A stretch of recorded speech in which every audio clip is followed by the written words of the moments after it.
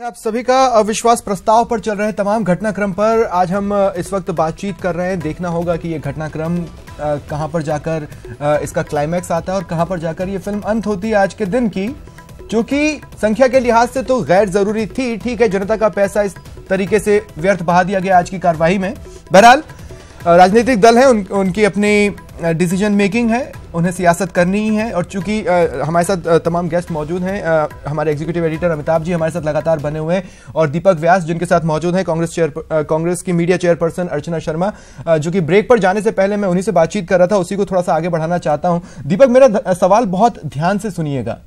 हम उस पीरियड में चुनावी मोड में एंटर कर चुके हैं जब राजनीतिक दलों के कथनी और करनी में अंतर नहीं होना चाहिए। आप नोटबंदी पर निशाना साध रहे हो, बहुत बढ़िया। 8 तारीख को आपने काला दिवस भी मनाया था नोटबंदी को लेकर, वो भी बहुत बढ़िया। लेकिन उस दिन राजस्थान में प्रदेश भर के डॉक्टर्स हड़ताल पर थे, मरीज परेशान थे, आप सड़कों पर थे, विरोध कर रहे थे नोटबंदी का। आप उन मरीजों के लिए नहीं संघर्ष कर रहे थे उस दिन। तो ऐसे कथनी और करनी में अंतर नहीं होना चाहिए ना? क्या कहीं इश्यूज पिक करने में गलती तो नहीं हो रही है कांग्रेस से? अर्चना जी का रिएक्शन। देखिए, बिल्कुल स्वप्निल, हम जानते हैं अर्चना जी से। अर्चना जी, जो हमारे एंकर है स्वप्निल, उनका सवाल यह है कि कथनी और करनी में अंतर नहीं होना चाहिए। जब 8 तारीख को कांग्रेस काला दिवस मना रही थी नोटबंदी को लेकर, जब उसका 1 साल पूरा हो जाता है, तो उस स्थिति में जबकि उसी दिन यहाँ पर जो डॉक्टर्स है उनकी हड़ताल थी और उसकी वजह से मरीज काफी ज्यादा संख्या में परेशान हो रहे थे। तो ऐसे में क्या जो मुद्दे हैं उसको चुनने में कहीं ना कहीं गलती कांग्रेस नहीं कर रही है? देखिए, डॉक्टर्स की हड़ताल थी, उसको राजनीतिक रंग देते तो उससे ज्यादा बुरा होता। 8 तारीख तो एक ऐसी वर्षगांठ थी जो कि काला दिवस के रूप में मनाई जानी चाहिए। आरबीआई की सैंक्टिटी पर प्रहार हुआ था, जनता के साथ अविश्वास बढ़ा था सरकार का, और जनता जो है खड़ी खड़ी 100 के करीब लोग मारे गए जो बैंक्स थी उसके बाहर कतारों में खड़े होकर के। तो ये तो सरकार की सबसे बड़ी विफलता थी, उस अर्थनीति की विफलता थी जिसके कारण जो आरबीआई के गवर्नर थे पूर्व, वो पलायन कर गए, इनके चीफ इकोनॉमिक एडवाइजर हैं वो पलायन कर गए। नीतियों में तारतम्य नहीं है, सरकार का इतना ज्यादा दबाव है सभी संस्थाओं पर। तो कांग्रेस पार्टी संस्थाओं को जीवंतता के लिए, लोकतंत्र की रक्षा के लिए यदि आंदोलन करती है तो मुझे नहीं लगता इसमें कोई गलत काम है।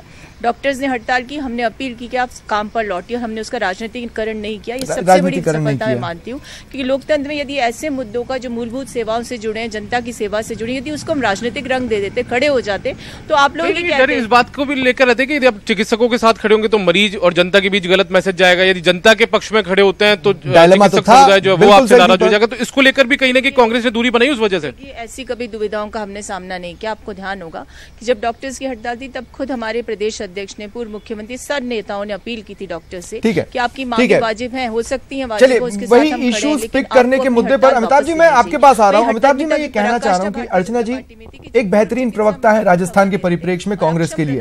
उन्होंने ये जरूर कहा कि जिस समय मरीज परेशान थे तो मुद्दे का राजनीतिकरण नहीं करना चाहते थे। आज बेरोजगार परेशान है, फिर क्यों राजनीतिकरण कर रहे हैं? छोटे मोटे व्यापारी परेशान है तो क्यों राजनीतिकरण कर रहे हैं? मैं ये पूछना चाहता हूं कि क्या कांग्रेस इश्यूज पिक करने में गलती तो नहीं कर रही है? आज राफेल डील वाली बात पर राहुल गांधी ओवर एक्साइटेड हो गए। देखिए स्वप्निल जी, मुद्दे अपनी जगह महत्व रखते हैं, लेकिन मुद्दों का प्रयोग कौन कर रहा है उसका परिणाम उस पर ज्यादा निर्भर करता है। मैं एक उदाहरण दूं, हमारे यहां कहा गया शब्द ब्रह्म है, ठीक है, शब्द ब्रह्म है, लेकिन शब्द तब ब्रह्म है जब उसको ऋषि प्रयोग में लाए। यानी शब्द का महत्व प्रयोगकर्ता के ऊपर निर्भर है, उसका वजन कितना है। नरेंद्र मोदी सामान्य विषय को भी मुद्दा बना लेते हैं तो उसका लाभ मिल जाएगा। कांग्रेस बहुत खोजकर अच्छा मुद्दा लाए, फिर भी शायद उसका डिलीवरी मैकेनिज्म उतना प्रभावशाली नहीं होता जो इंदिरा जी का डिलीवरी मैकेनिज्म था। नरेंद्र मोदी जी से पहले इस देश में इंदिरा जी वही उसी शैली की राजनेता थी। वो जिस मुद्दे को छू लेती थी राजनीतिक तौर पर वो पारस हो जाता था कांग्रेस के लिए। अकेले गरीबी हटाओ, वो कहते हैं इंदिरा हटाओ, मैं कहती हूं गरीबी हटाओ, चुनाव जीत गई। तो मूल प्रश्न है, क्या कांग्रेस के जो लीडर्स हैं वो इतने कैपेबल हैं मोदी जी के सामने? क्योंकि तुलना भी होगी ना। अगर आप उतने कैपेबल हैं तो आप कोई मुद्दा उठाइए, उसको लॉजिकल एंड तक पहुंचा देंगे। और अगर आप कैपेबल नहीं है, अमिताभ जी आप जो कह रहे हैं ना, उससे जुड़ी एक बात मैं बस आपको ऐड करना चाहता हूं। यही होगा। मैं एक बात ऐड करना चाहता हूं कि लगभग 3.5 पौने 4 साल पहले बीजेपी ने कांग्रेस मुक्त भारत का नारा दिया।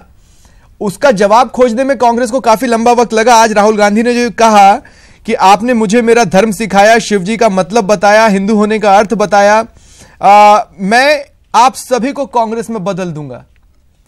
ये उसका कांग्रेस मुक्त भारत के नारे का जवाब देने में लगभग 3.5 पौने 4 साल लगे हैं कांग्रेस को। ये स्पीड है। देखिए मैं क्या कह रहा हूं, मैं 70 की राजनीति को जब देखता हूं, 70 के दशक की, तो उस वक्त विपक्ष की जो कमजोरियां थीं और इंदिरा गांधी का जो तेवर था, कलेवर था, डिलीवरी मैकेनिज्म था, औरा था, उसके सामने विपक्ष बार बार लड़खड़ा जाता था। वही परिस्थिति आज नरेंद्र मोदी जी सामने है, तब पैदा हुई। बाद में कई विपक्ष के बड़े नेता हमसे कहते हैं कि आमा भाई मोदी जी तो कारीगर है, किसी भी मुद्दे को भुना ले जाते हैं। तो मैं उनसे कहता हूं, आपको ये सूझता क्यों नहीं वक्त पर? जब ट्रेन गुजर जाए तो आप टिकट लेने जाएंगे तो यात्रा तो नहीं हो पाएगी ना। आप समय पर जनता से जुड़ा मुद्दा उठाएं और उसको एक लॉजिकल एंड तक ले जाएं, तब तो बात समझ आती है। ठीक ठीक।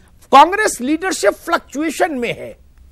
वो सोमवार को एक धारा लेती है, मंगल को दूसरी, बुध को तीसरी ले लेती है। ठीक है, कहीं टिके तो परिणाम आए। बिल्कुल। अमिताभ जी अब एक सवाल मैं बाबूलाल से पूछना चाहता हूं और उसी पर आगे मैं आपका भी रिएक्शन लूंगा। बाबूलाल, मैं ये कहना चाहता हूं कि अब तक बीजेपी के सामने कांग्रेस थी, लेकिन अब बीजेपी के सामने वो कांग्रेस है जो बीजेपी की तमाम चीजों को सीख गई है, जैसे बूथ तक पहुंचना, एग्रेसिव होना और बात को बढ़ा चढ़ाकर अपने अंदाज में बोल देना। हालांकि बोलने वाला शख्सियत उतनी दमदारी से बोल पाता है कि नहीं, अलग में की बात है, लेकिन मोटे तौर पर बीजेपी के सामने अब लगभग एक ऐसा मैकेनिज्म खड़ा है जो लगभग बीजेपी जैसा हो चुका है।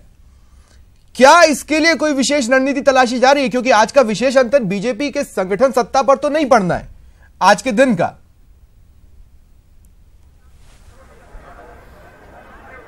जी देखिए, कांग्रेस बीजेपी बनने की कोशिश तो कर ही रही है, कॉपी कर रही है एक तरह से। जो बीजेपी के अभियान चल रहे हैं उनकी कॉपी हो रही है। राहुल गांधी मंदिरों में जाकर के माथा टेक रहे हैं और जिस तरह के बूथ के कार्यक्रम चल रहे थे वैसे ही ठीक कार्यक्रम अब कांग्रेस कर रही है। मेरा बूथ मेरा सम्मेलन हो रहा है, तो बहुत सारे कार्यक्रम हाथ में लेकर के, लेकिन देर बहुत हो गई है क्योंकि अगले साल लोकसभा का चुनाव होना है, राजस्थान में इस साल विधानसभा के चुनाव होने हैं। तो ऐसी सूरत में ये जो कॉपी है, ये नकल का जो दौर है, ये पार्टी का जो आम कार्यकर्ता उसको कितना जोश दिला पाएगा ये तो इलेक्शन में पता लगेगा। लेकिन शुरुआत तो करी है, यानी कि बीजेपी से कांग्रेस सीख रही है, लेकिन सीखते सीखते देर तो बहुत हो गई है। कांग्रेस उम्मीद कर रही है कि जो आम जनता के बीच में सत्ता विरोधी जो माहौल बना है उसी का फायदा उठा करके वो चुनाव लड़े, लेकिन उससे पहले एक रणनीति भी चाहिए होती है। वो रणनीति अब वो बीजेपी को देख देख करके सीखने की कोशिश कर रही है। सोशल मीडिया बीजेपी के पास में एक बहुत बड़ा हथियार है, अब कांग्रेस भी उसी को फॉलो करने की कोशिश कर रही है। मुकेश दादीज मेरे साथ जुड़ रहे हैं। मुकेश दादीज बीजेपी के नेता हैं, आपको लगता है कांग्रेस आपकी नकल कर रही है, आपके कार्यक्रम जो हैं उनको भी कांग्रेस हथियार रही है, आपको लगता है कि इससे उनको फायदा होगा या नुकसान होगा? मैं समझता हूँ नकल करने की कोशिश तो कर रहे हैं लेकिन अकल नहीं लगा रहे उसमें, क्योंकि हम ग्रास रूट के वर्कर हैं। भारतीय जनता पार्टी का हर कार्यकर्ता ग्रास रूट के हिसाब से काम करता है। वो लोग जैसे मेरा बूथ मेरा गौरव कार्यक्रम तो कर रहे हैं, लेकिन उसका गौरव बढ़ाने के लिए कौन आ रहा है ये उनको भी पता नहीं कि बूथ कितने हैं, बूथ में कितने लोग हैं, बूथ की समिति क्या होती है, बूथ का काम क्या होता है। वो केवल धक्कम पेली में लगे और मुझे लगता है कि उनका तो केवल जूत बचा है अब उस कार्यक्रम में।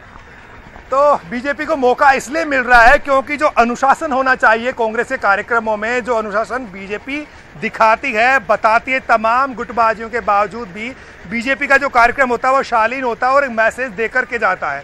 इस मामले में कांग्रेस बहुत पीछे है। ये गांव के उन देहाती लोगों की पार्टी बन जाती है जो खींचतान में यकीन करते हैं, जो किसी भी हद तक चले जाते हैं अपने नेता से मिलने के लिए, उसे माला पहनाने के लिए, चाहे उन्हें कुछ भी करना पड़े। लेकिन बीजेपी में ये चीज़ नहीं होती क्योंकि वहाँ पर डिसिप्लिनरी एक्शन हो जाता है, कमेटी बैठ जाती है, जांच होती है और पार्टी के कार्यकर्ताओं को बाहर निकाल दिया जाता है। ऐसी शुरुआत अब कांग्रेस ने भी करी है। जब शाहपुरा में संदीप चौधरी के साथ घटना हुई तो उनको बाहर, उनके साथ में जो घटना करने वाले थे उनको बाहर निकाला गया, लेकिन बहुत देर से अकल आई है कांग्रेस को। मेकिंग कांग्रेस ने तेज नेता कह रहे हैं कि इसमें कोई शक नहीं है।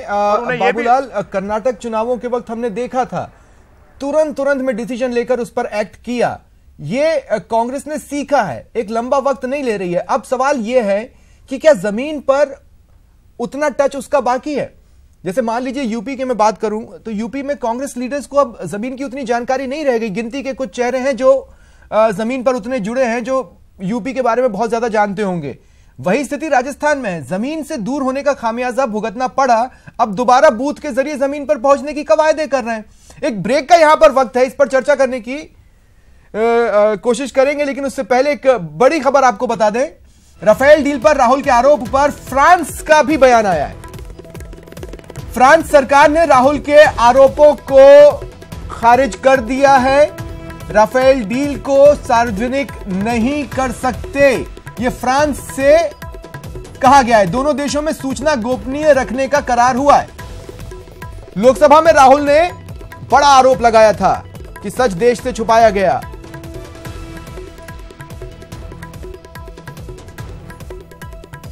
सहयोगी दीपक हमारे साथ मौजूद हैं और दीपक के साथ अर्चना शर्मा जी मौजूद हैं। ये सबसे सही वक्त होगा उनका रिएक्शन लेने का। दीपक, फ्रांस से भी अब बयान आ गया। अब एक बात बताइए, अगर चीजें गोपनीय है तो फिर वो राहुल को किस हैसियत से बताते? राहुल सरकार में थोड़े ना है।